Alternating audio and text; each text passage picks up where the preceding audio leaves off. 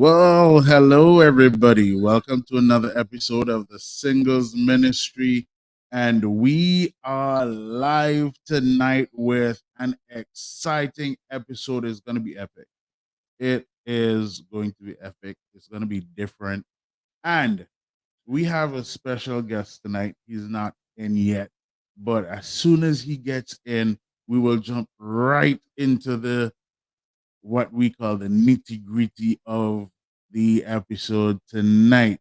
But we're gonna start. We're gonna lay the foundation out tonight because we're gonna be speaking on the journey that we take through singleness as Christians, young Christians. Well, they're Christians who are um bigger in age who would have been single for quite some time. But we're gonna fight this single thing together. We're gonna those of us who are, hoping to get married. There was a sister that was on in one of the first episodes of this season. And she also says that she is willing to get married, someday soon, even though she's of age, Um, and I myself, even though I'm getting there, age is kind of roping me in, but I will be married again soon.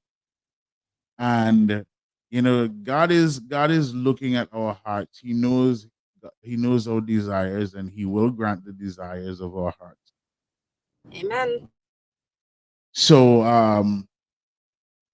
uh just saying, we're gonna see something here that God has planted, and we're gonna see what the devil is trying to do when it comes to relationships, in especially for Christians. So we we're looking at the journey. That's what we call this episode, the journey. um we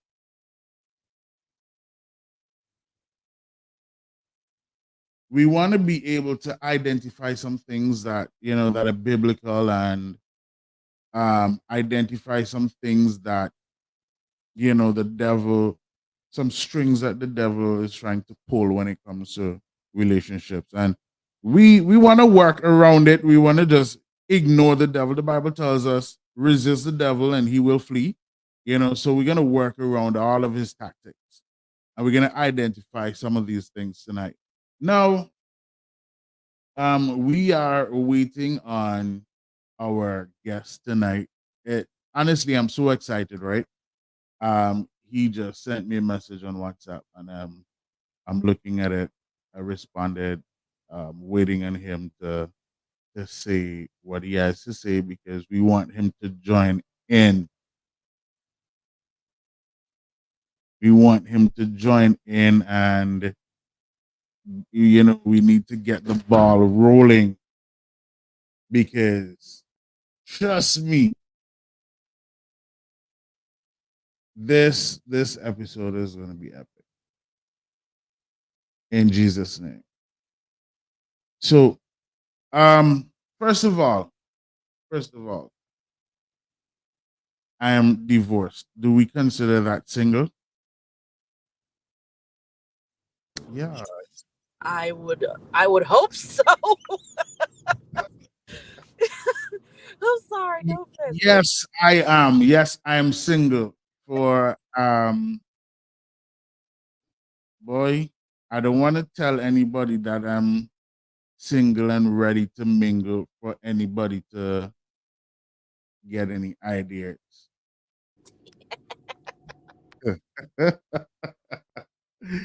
I really don't want to say I'm single and ready to mingle for anybody to get any ideas. Okay, we have our guest in, and we're gonna let him in on stage right now. And we're gonna say good evening to Anderson Edgel. Good evening. How's my audio? You can hear me good? Yeah, you're actually louder than I am. See, you're master control, so you can turn me down as much as you feel like.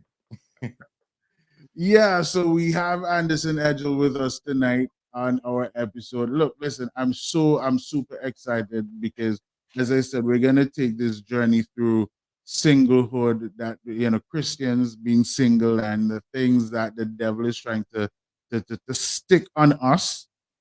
Because trust me, this generation is crazy when it comes to relationships and marriage.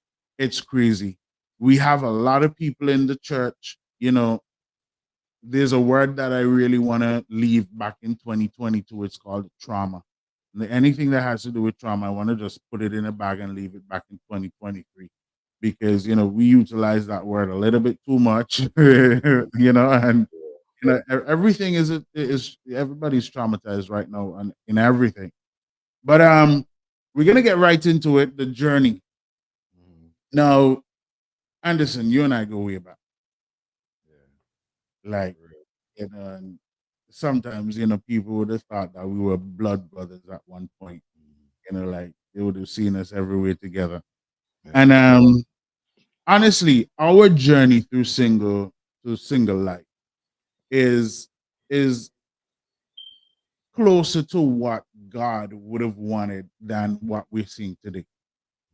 And this is what we want to put out there in this episode tonight. The fact that we understand what God wants of us and the things that we would have done to please God when it comes to being single. Now, you're married. You're married.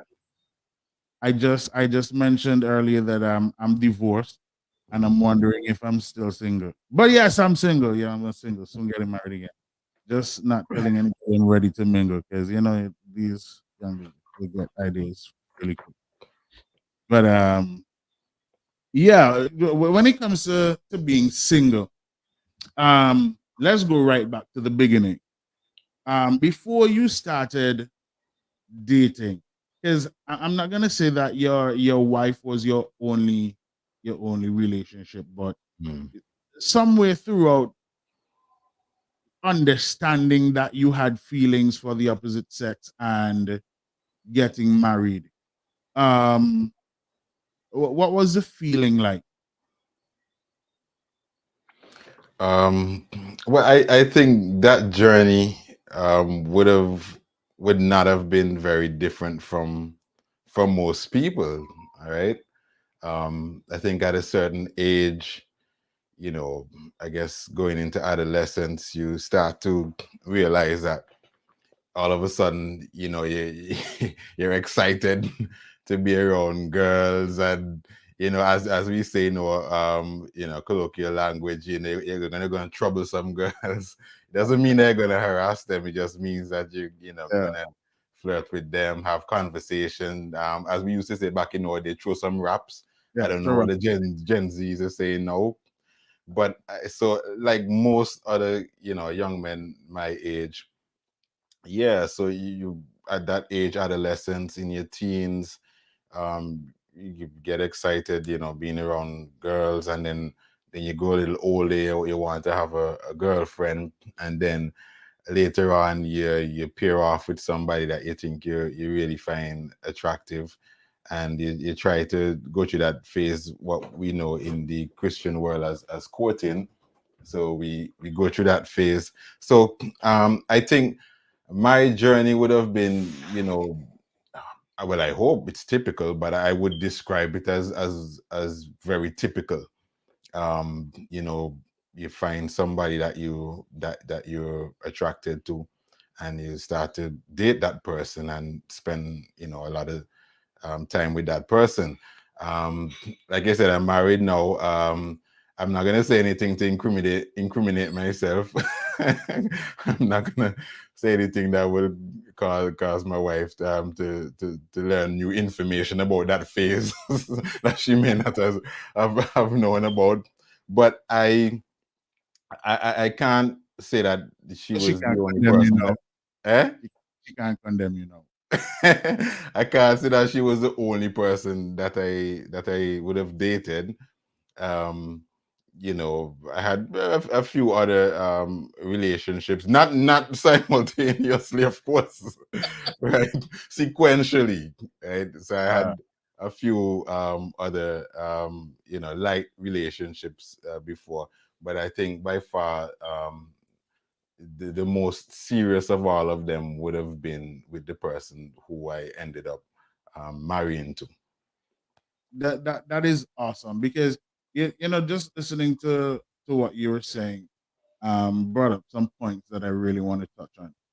Mhm. Um, we we would have grown up, and as you said, in our adolescent stage, we find somebody who we are attracted to. Let's take Yeah. a pen right there. Mm. Now, it is understanding that we were the ones who had to find somebody who we were attracted to, and not waiting for God to send somebody who we would have been attracted to. Yeah, you get the concept. Yeah. Because what the devil is trying to pin on us is that we have to wait on God. Because even in church back then, in the early 90s coming up, we would have heard, "Oh, you don't have to be looking no boyfriend. Wait on the Lord to send your girlfriend." Like where you work for FedEx or UPS or post office, which one of the services you can send them to. You understand? And a Mhm. lot of people, even now, they're of the opinion that they should wait on God to send them somebody. What I would like to understand from people, because people use phrases differently. What do people mean when they say wait on God to send a partner? Because it might mean different things to different people. Some people might think, okay, well, I'm not gonna date. I'm just gonna pray and wait for God. I'm not gonna express any interest in anybody. I'm not quite sure that that might be a very wise or smart thing to do, or even that God expects you to approach life in that manner. Other people, it might mean, okay, well, they're gonna date, but they're gonna be very prayerful about it and listen to the voice of God while they go and explore partnerships and relationships and different people, right? So it might mean different things to different people, but the first scenario that I drew of just not showing any sort of interest in the opposite sex or partner, and just praying for a partner, I don't know that might be what God expects of us at all. But in reality, that is an approach that a lot of persons take. Wow. I am serious. Um, being that we grew up together, basically, I Yeah. am going to draw. I am going to draw an example of somebody. We know that person really well, Mhm. and this person is really. I am not sure if he's already gone back to the Savior, Mhm. but this guy, he was a really good musician. Mm. I really, I'm not sure if I really want to call his name, but you should know this guy. He used to live in Potters. Okay, yeah, I think I know who you're talking Keyboardist, about. Yeah. keyboardist, and look at he is really great right now. And if you know, he's really great. He would have been a grandfather today if he would have only applied, you know, a little bit of Wow. common sense to Mhm. his. And the last time I saw him, his one of his legs was amputated, Oh dear. and they started to amputate the other one. The toes were gone. Oh He my was God. walking with crutches and stuff. And this is what I'm saying. I'm not saying that he never had the desire to approach, but he always had the desire to get married, Mm. right? But what was his approach? His approach was, "Oh my God, just send me somebody good these days, one of these days, man." Yeah, and Mm. sitting and think about it is, why sit down and say you're waiting on God to send you somebody, you're the one who you have the desire of getting married. The Bible says, if you find a wife, you find a good thing. So go Yeah. out and take your find. So Correct. Yeah. let's hear from the female because yeah, we yeah, it's exciting tonight, but we gotta we gotta play a level playing field tonight. The female, let's hear what you gotta say. Cracking up with the female. But good evening, gentlemen. Good Um, evening. going piggybacking on what you're saying. Um, People really do take that literally. And I mean, there's nothing necessarily wrong with that, but I also feel like, and I don't think this is necessarily a scripture in the Bible, but I think this thing is true. It says God helps those who helps themselves. Uh, good. And I feel like if you are waiting on God, but you're not see what else does the word say? What is it? Seek and ye shall find, knock and the door shall be opened unto you. Faith So then without how work. is that? Yeah. Go ahead.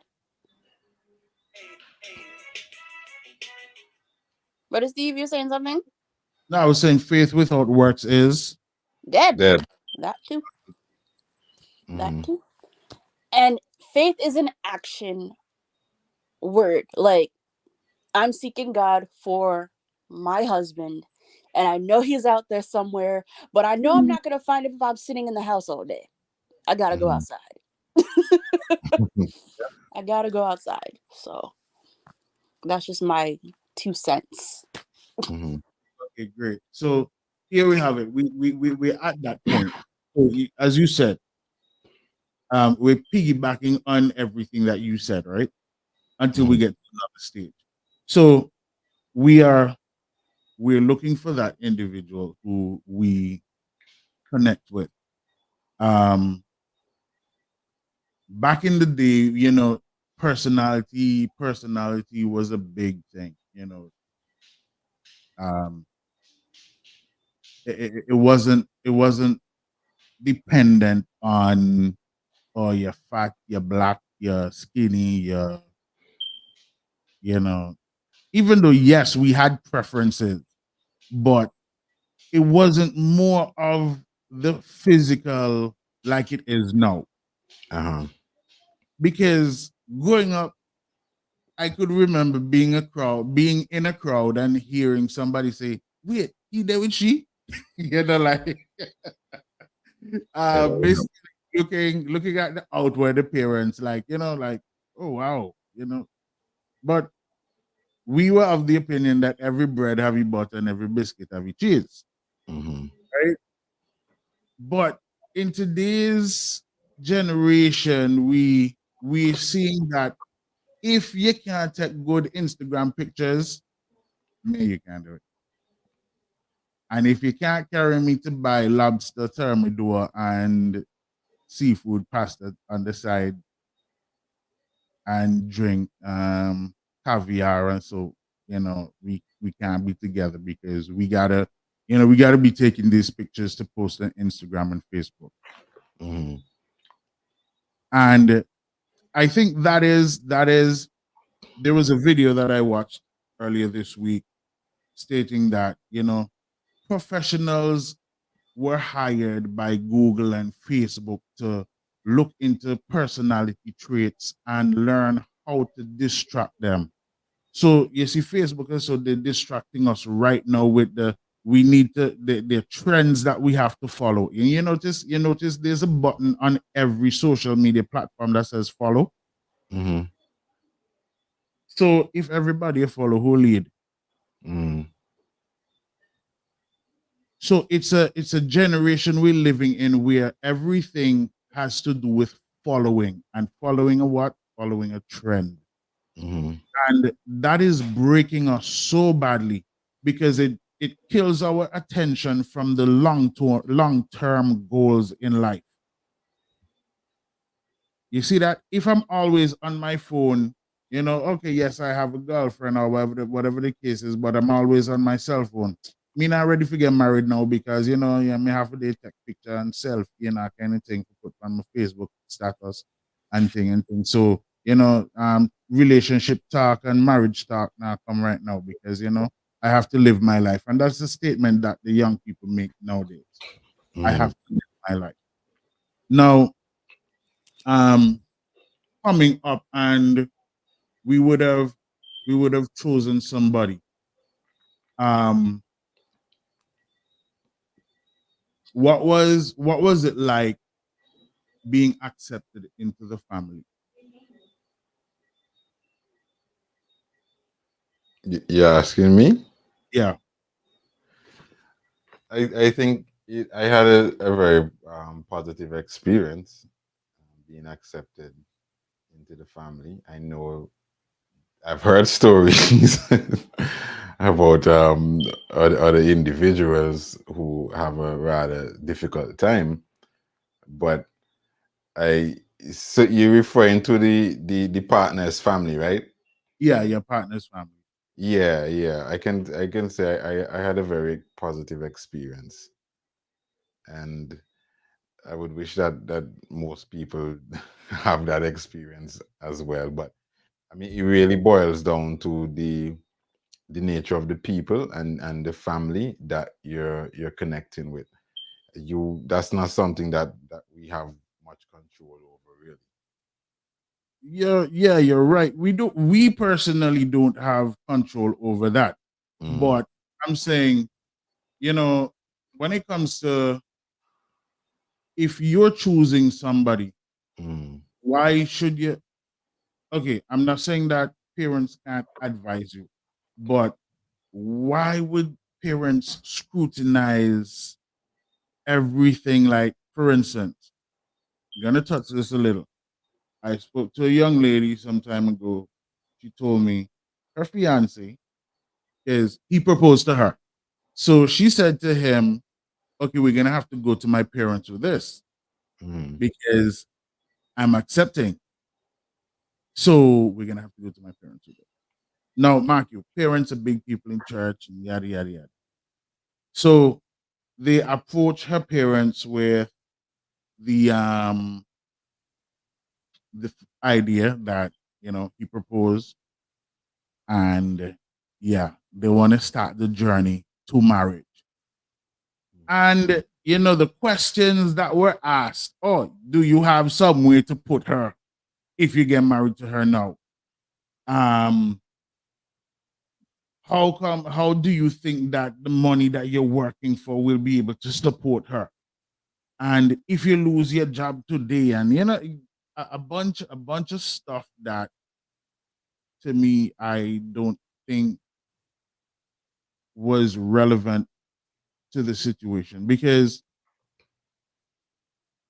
you're one of the most perfect persons when it comes to these kinds of situations. Because saying this to say, now, when you got married, did you have your own home, your own house structured on a piece of land to put your wife? I think that's that's a very unlikely scenario for 99.9% of us in terms of being having everything in place as far as a house and everything being ideal. That's just not a realistic situation, and at the same time that shouldn't be discouraging. But um to take some positive out of that approach, I think to some extent, maybe coming from parents, it's maybe they're, I don't want to say they're fair questions, but to glean some positivity from it, what I would say is that um, it will help the man, the husband, to be in the situation, to realize realize the gravity of the situation and the seriousness that's involved in taking a life partner. Right? There's certain responsibilities that you have to be aware of. I'm not saying that that you can have everything in place and whatever. That's just not going to be possible most of the times. But at least someone should really hold your feet to the fire to recognize the seriousness of the commitment that you're about to enter into. It's not just the butterflies in the stomach feeling And I mean, I heard a pastor say something one time. You can't make love on I a was hungry thinking about I was thinking about the pastor who was giving his daughter. It was live. It was on a YouTube live, and the pastor was, "Are you willing? Not even willing. Are you sure that you can feed her for the next 20 years?"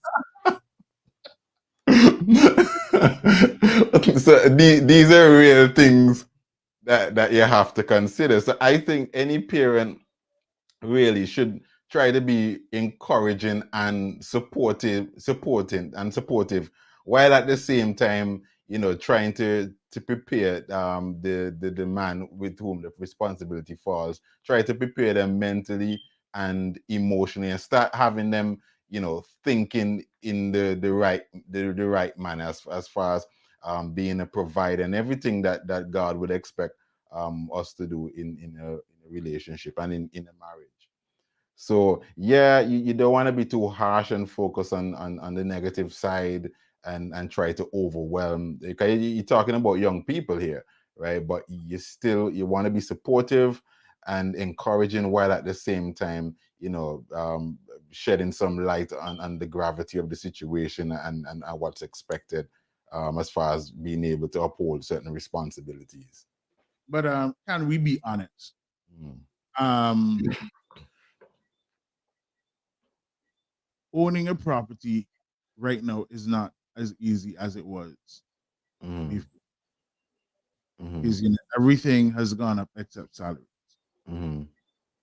And not only that, I'm not making an excuse for anybody at all. Not making an excuse. But I've known of couples getting themselves together, and it's about putting everything in place. With that whole scenario, they would have already sat down and spoke about this. If we getting married, where we gonna live? Is okay, you live with your parents and I live with my parents. Where we gonna live if we're gonna get married? And then he might say, you know what, babe, I was looking at the piece of land over in Piccadilly, and it's a reasonable price, but we just have to work and get a deposit or whatever the case is. But it's all about having a plan, because if you don't have a plan, you will fail. Now, what a lot of people don't understand about relationship is you got to work together. Yeah. I can't have a plan and you're fighting the plan. We're hearing something of a female.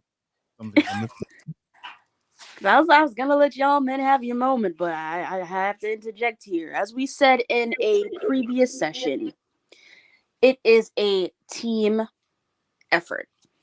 And as you said before, times are hard now. It's different from when our parents were growing up, where they could get like a 3-bedroom house for like $10,000, dollars or whatever. Because especially in the States right now, when I tell you we're having a housing crisis, and it's so bad that you can't even find a studio apartment under $2,000 right now. Wow. So you have to have a plan. You have to have a budget. You say, okay, for example, get engaged. And you say, okay, we want to be married by, let's say, 2025. So what do we have to do to make sure we have a nice budget in place? And example, people get so caught up on the actual wedding instead of worrying about the marriage. So they're spending hundreds of thousands of dollars on the wedding, on guests that probably won't even see after that. All this food, this big time dress, the expensive tuxedo. And then the next thing you know, a lot of these weddings, example, I don't know if you've ever heard of, what was it, Portia from like Housewives of Atlanta or something like that. Yes. Just got divorced after how many days of marriage? But that's what I'm saying. You get so caught up in the show and you forget that you're supposed to be focusing on your union. Correct, yeah. So I'm not married, but I hope to be, but it's just something that is in the back of my mind. Like, listen, give me a beach wedding. I'll get married in a $50 dress, and let's worry about putting money down on a house. Mhm. You know, we could have a big thing later on, but yeah. And the thing is, coming back to the whole idea of having a plan, you know, there's an opportunity for both parties to work together. And sometimes when you build stuff together, you go in and you go through the struggle together. That in itself can be a positive experience for the relationship. Just so long as Exactly. both parties can commit and are willing to make the sacrifices so that they can reap the reward in the long run. So not having everything in place can be a good thing, a good opportunity for both persons to really commit and stick things through and work through the difficult times together, because it is those difficult times that are really going to set the foundation and build the pillars for the future of the relationship. So Yep. I don't think that you don't have to stick to any conventional way of doing things. For example, go to school and get a degree first before you get married. I mean, that might sound like a good idea, maybe a good idea for some people, but it might not be the right thing for other people. I got married first and then went to university after. That worked out fine for me. Say that again. A lot of people in the back are hearing that. Okay, I got married first and then went to. In fact, both of us did our degrees after we went to Oh university wow. after we got married, right? A couple of Wow. years into marriage, and that's when things really came together and the opportunities really came together for us to go to university. So it doesn't, you don't have to follow any particular or conventional way of doing things. Life plays out differently for different people. Okay, so I lost count, right? Mm. You can't lose count. How many years have you been married? Well, you can lose count. About at least 12 years. 12 years. Wow. Yeah, 12 years. And Mm. a lot of us young people, um, some of us don't make it past 5 years, some don't make it past 2 years, some don't even make it to the first year. Mm. And that is what we're trying to curb here with the singles ministry. I preach this all the time. We are trying to curb the divorce rate within the churches. Mm. We're trying to eliminate as many single parenting homes as possible. Yeah. We're trying to make families last. Mm. Mommy, daddy, and kids live together. Get married. Just Mm. the other day, I have a friend, and he has 2 kids with his, let's just say, baby mama. And I'm like, what's stopping you from getting married? And he started to fumble, like he really doesn't have an answer. What is stopping you from getting married? And then she was like, oh, I want my own place and I want my own this and I want my own that. And I said, that is stopping you from getting married. You Mm. already have a family. Mm. And biblically, what God says to us is get married and then be fruitful and multiply. You start from, you already started not from number one. So just knock off number one time. Mm. And this is what we're trying to push in the churches.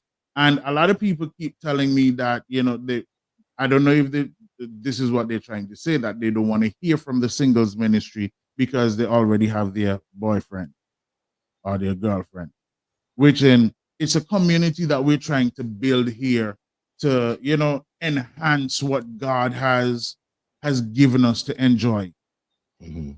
Because as much as you are married, yes, there were things that we probably could learn from each other. Well, me single, but but there's still things that we could probably learn from each other.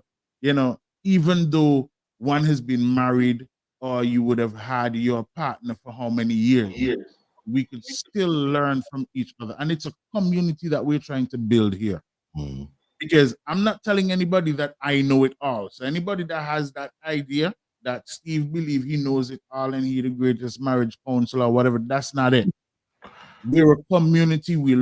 And because there were other podcasters, there were other relationship counselors who who I listen to, who I speak with, and we share ideas, and it's something that we would like to build inside the churches. This is not a denominational thing. This is not Wesleyan, it's not Pentecost, it's not Moravian, it's not Catholic, none of them. Because when we get to heaven, God is not going to separate us and say, "All you Pentecostals go that way.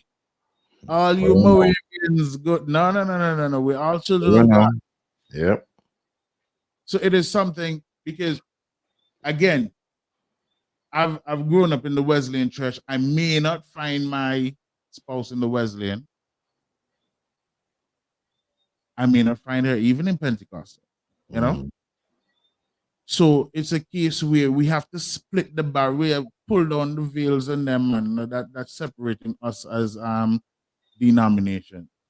So anybody who's watching, don't forget to like, share, subscribe, hit the notification icon so that you can get a notification every time we go live. So again, hit the like button, the share button, the subscribe button, and the notification bell so that you could be notified every time we're going to go live. So back to what we were saying. We're splitting the barriers between denominations and even regionally and internationally, because God has spoken to me about some stuff that we need to do, right? And we're gonna see it through in Jesus' name. So if the devil wants 100 marriages to be destroyed this year, we're gonna reach to the 100, and we're gonna try to save the 100, even though we may not be able to save all the full 100. But as many as we can help save, we're gonna do it in Jesus' name. And for those who are wanting to get married, we have people backing us to help us do this thing. And as you said, it's not about, we don't necessarily have to follow the order of society, of the masses, saying that you have to have your degree first before you get married, and you have to do this first before you get married. You'd be surprised how much sweeter and how much better it is when you get married and then do it. Yeah. Because I could guarantee you that when you were studying, you probably cuddle 1 or 2 times with the book open in front of you. Yeah.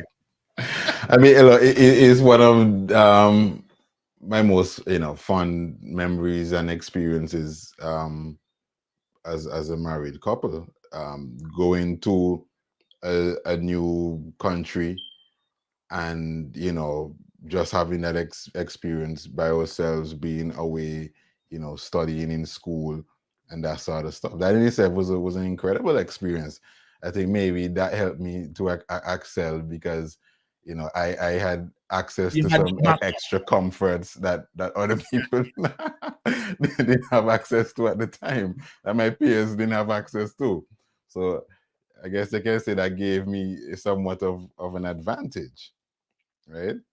Yeah, a lot of us we think that we have to gain.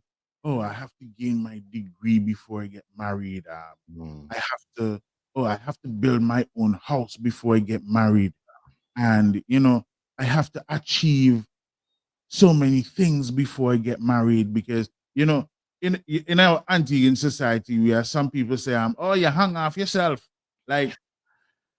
So why is it people like to push this negative view of marriage? And they do it jokingly. They do it with humor and whatever the case might be. But there's a real undertone of negativity, and they're sowing seeds of negativity in marriages and the whole concept and idea of marriage.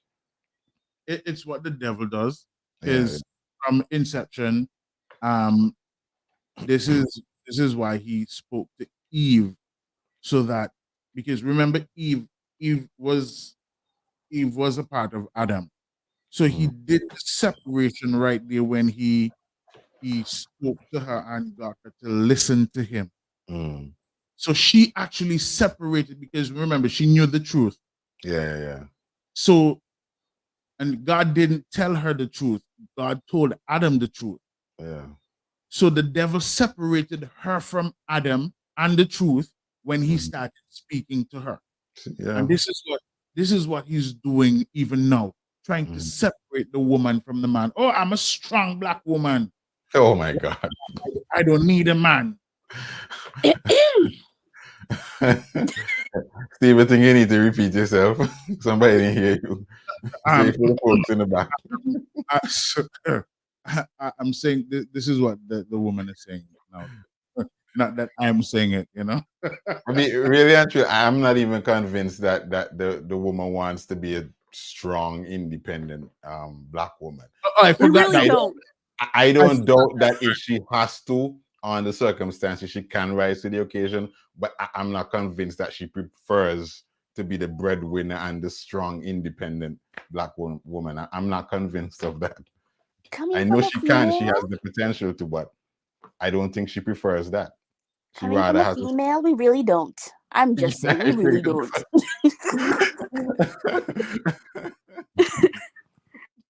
It's funny how, it's funny how the ladies run around these days. Oh, I'm a strong, independent black woman. So what if the men start running around saying, I'm a strong, independent black man?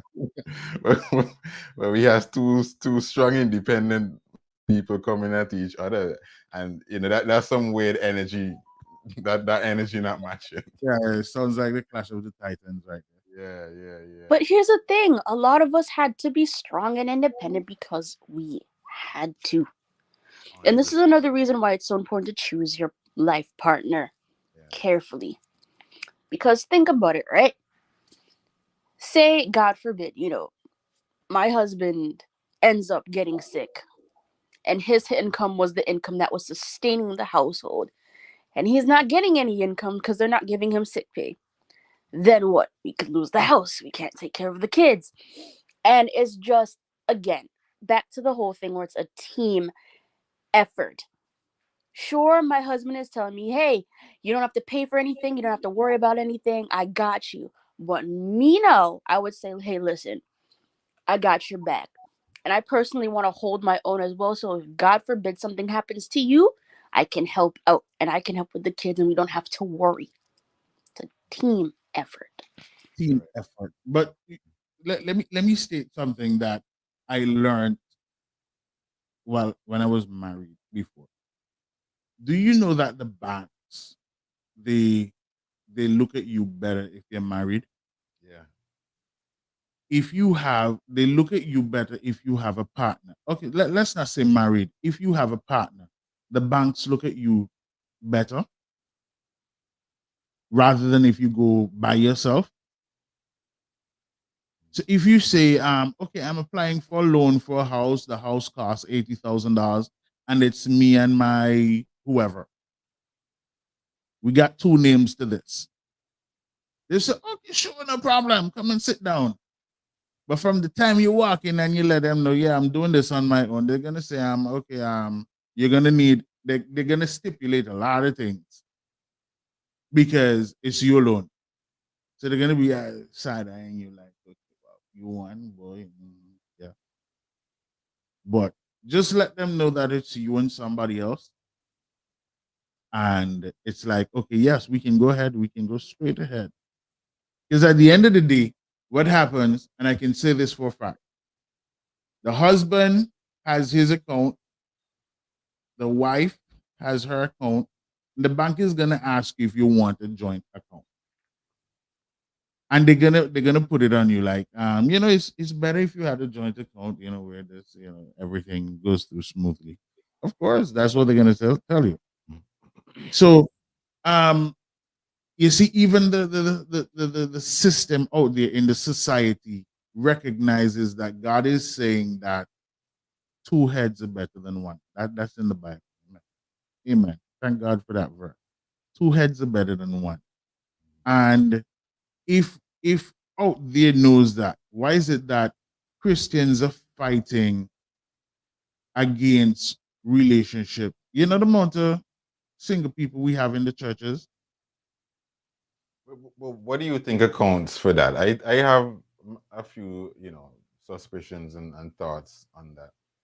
I think Well, people, and I think one of the reasons why relationships fail and at different levels, not just at the marriage level, at the dating level, because I've seen people just break up so quickly. I think people, could do a lot better in terms of committing to relationships and not letting every little storm and every little disagreement really make things fall apart. People can learn to stick things out. if we really do understand that this generation, they don't have tolerance, they don't have patience, they don't have understanding. And one of the major phrases that I've been using from since God spoke to me about the singles ministry, I try to look at every single relationship that I know of. And one of the main things that plague relationships on the whole, whether inside the church and outside the church, we don't act right because we're not taught. We're not taught to. Powerful. Yeah, because I'm saying I look at my past marriage and I hold myself accountable for everything that happened. Blame me. Nobody else to blame because I know what I was thinking. I know what I went through. I know what I was feeling. So whatever she was feeling and going through that, Tal for doing me. Like at one point, I sat down and I was like, "Boy, Steve, you really thought your marriage was bulletproof, no? Like really, like you just weren't paying attention to certain things, like because basically bulletproof, which if I was taught that even though you're married, men would go after your wife, even though you're married, women would go after your husband. If I was taught, or I'm not blaming anybody for my downfall. I'm saying accountability is all on me, right? Because you look around at other relationships and you think that you know it all based on what you're seeing, face value, which is never the case because you don't know what's going down when you're not around. Even with your parents, you see your parents outside when they come out the bedroom a morning time and probably then done just to go work and whatever the case is. One of the parents take you to school or you walk to school and they go to work. By the time you get home, if they're not there, you're home and then they come home and you only see what's happening outside. When they go in the bedroom, something else happen. And we're not taught half of these things. We're not taught. So when we actually get to that point, we don't know what to do. And this is why the young people, they don't have the tolerance to say, hey, a relationship is all about commitment and what's the other word I'm looking for? It's not the unconditional love I'm looking for. It's compromise. Sorry, compromise. Because if I'm going to break up with my girlfriend based on every mistake she make, that means me not ever have a girlfriend because everybody make mistakes. Exactly. Yeah. And then again, we're looking for the perfect someone that we're imagining in our head. And that person doesn't exist outside, only inside our head. Does not exist. You can get that through your skull. Right. No, as early as they can. That person does not. As early as now, we have to state to everybody, old and young, that perfect someone that you're looking for only exists inside your head. I think the best people can do is find someone that is willing to learn, that is willing to share, to grow with you, to compromise, that's teachable. There's one That's the word, best you can do. Find someone that's amenable. the one word that explains that is an open-minded person. Yeah. And this is what I've been saying. You know, I'm so open-minded to it, because as I said in another episode, love is actually seeing yourself in the other person, whether it be this platonic relationship or just a regular relationship. um the Bible tells us, love your neighbor as you love yourself, right? That means firstly you have to love yourself, and the way you love yourself is the way you're going to love everybody else. So even when it comes to your romantic relationship, you actually take yourself out of you duplicate yourself in that person. So you don't disrespect that person because you wouldn't disrespect yourself. You Yeah. don't cheat on that person because you wouldn't cheat on yourself. You love that person, you do everything to that person because you would do it for yourself. Mhm. So in that case, you know, you got to look for somebody open-minded, and you yourself got to be open-minded to learn, because that person is going to do stuff that, okay, you're going to last week, I think it was, we spoke about some pet peeves and the yellow flags. They're just some things that they're going to do that's not going to sit well with you. Mhm. And that's the moment when you got to sit down and say, hey, you know what, I don't like people shouting at me. So you see, the next time, please don't shout at me. And it's for that person who loves you enough to say, hey, you know what? Yeah, even though I get upset, I'm gonna try not to shout. And you have a conversation, you say, hey babe, look here.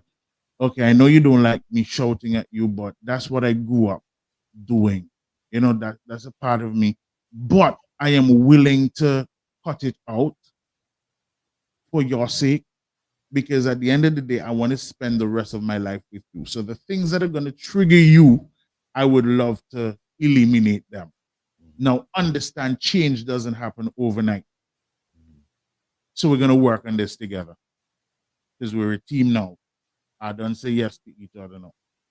You don't cry in front of me and say, oh, yes, baby, I love you. Yes. So we're going to work together in this one. So coming forward now, we were saying that not everybody's going to be accepted by parents of the other party. Uh, I pray that, when I go and say Mr. and Mrs. So and so, I I'm in love with your daughter, and I think I want to get married to her. I pray that day, I'm gonna wear dark shades and so, because these days and age, I have to wear the dark shades and so on, don't look them straight in the eye.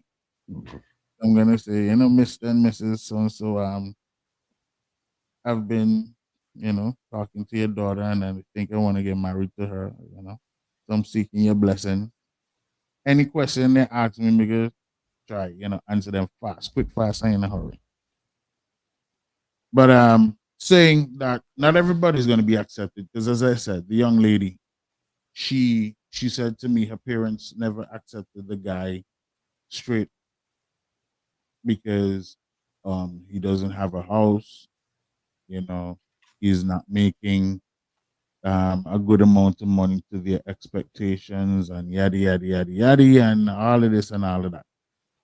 But I'm saying, some, you see, like Romeo and Juliet, it's not all about the parents. Mm. It's not all about the parent. So we look forward to, yes, having a good relationship with the parents. And you say your relationship with your in-laws, awesome, isn't it? Mm-hmm. Yeah. And that is something that, you know, everybody would look forward to.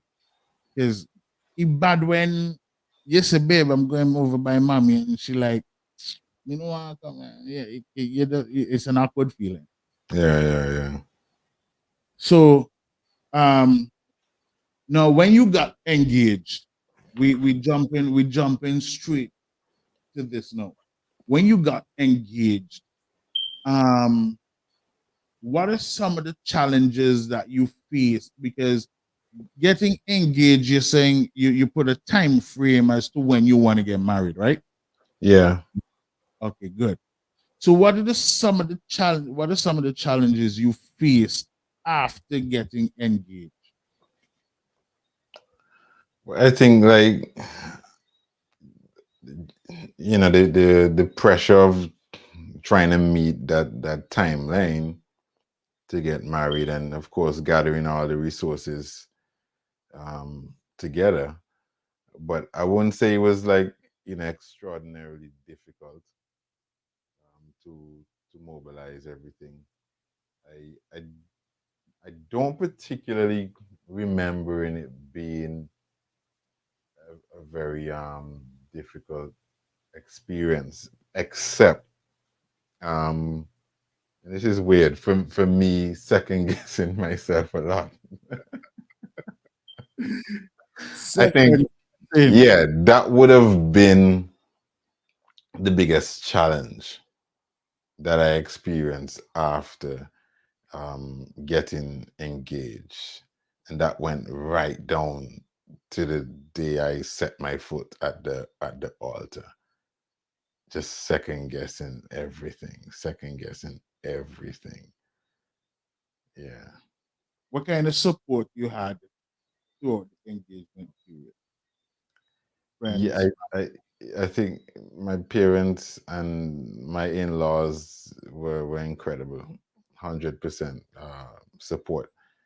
And I'm grateful for that. I know that's not everyone's experience, but what I think from the onset, I didn't have the 100% though, and I think what audience can learn from this is that, and what I would say is that you continue to work on the parents, work on the in-laws, and over Really? time, yeah, over time, and of course, with a lot of prayer and everything, you may begin to see a change in the approach, the attitude, the feelings towards that person, because people, for whatever reason, may have preconceived notions about other people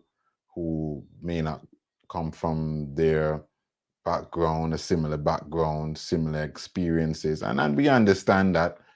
Sometimes we're confused and conflicted about um, you know anything that's different or unlike what we're accustomed to, but we're human beings, and we have incredible capacity to learn and to grow and to appreciate you know uh, things that are unlike ourselves and our own experiences.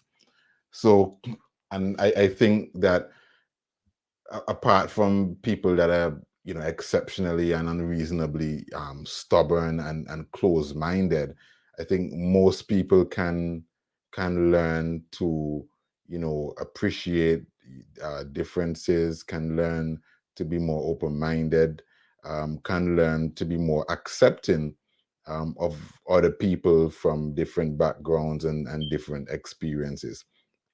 So for folks out there who may find themselves in a situation where their partner isn't, perhaps being fully accepted, again, I would say keep working on the parents, keep working on the in-laws, put in some prayer, and over time, you know, most people are reasonable, and I believe because of that, you will begin to see a change in attitude and response and general feeling towards that partner. Yeah, and I'm saying that a lot of us we really and truly we genuinely want our in-laws to love us. And even though that may not be the case for everybody, as you said rightfully, just work on the relationship, because we have to want to be in this genuinely, and then just move genuine, just be you. Like Yeah. I said to somebody the other day, you see, from the moment you met me, I am 110% me. So if, and then again, every day I evolve, I learn, I get better every day. So if you and I are friends today, tomorrow, know that Steve is has learned something yesterday that he's going to capitalize on today. Mm.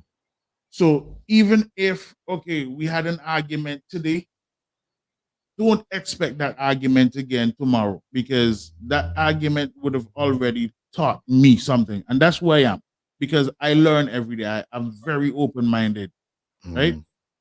And that is why, as you said earlier, we have to choose somebody who's as open minded as ourselves, so Yeah. that we can learn from each other and push each other to become greater and greater every day.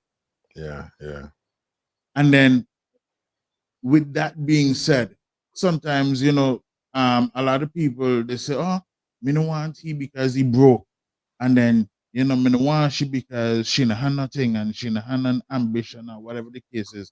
But we need to realize that if we're the ones who end up with that person, they could become somebody greater Hmm. than what we would have ever seen coming out to anybody else. Right? Because, Absolutely. as I said earlier, man and woman were together in the beginning, Mm. and God just what God did was just literally split them so that they could enjoy the because we work better with things that we see. Yeah.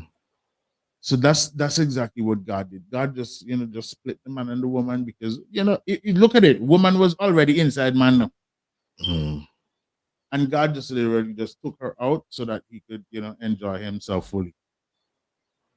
And So I'll add go ahead. something too as well, in terms of that relationship between and that synthesis between the man and the woman.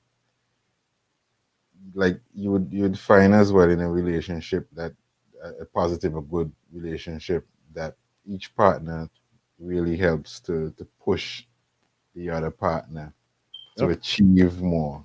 You understand, in life. Um, my wife has helped to really push me to achieve things that otherwise, if I were on my own, I probably would not have made it a priority, right? And likewise, I too would have been a very prominent force in her life in terms of pushing her to achieve certain things. Had I not been in her life, she probably would not have made certain things a priority.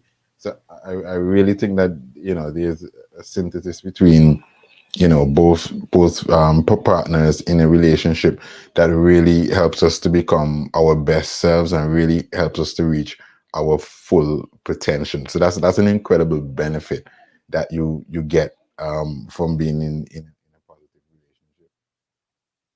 Yep. So um we're not going to touch on marriage tonight, because, as I said, it was just basically on our journey through um, single life.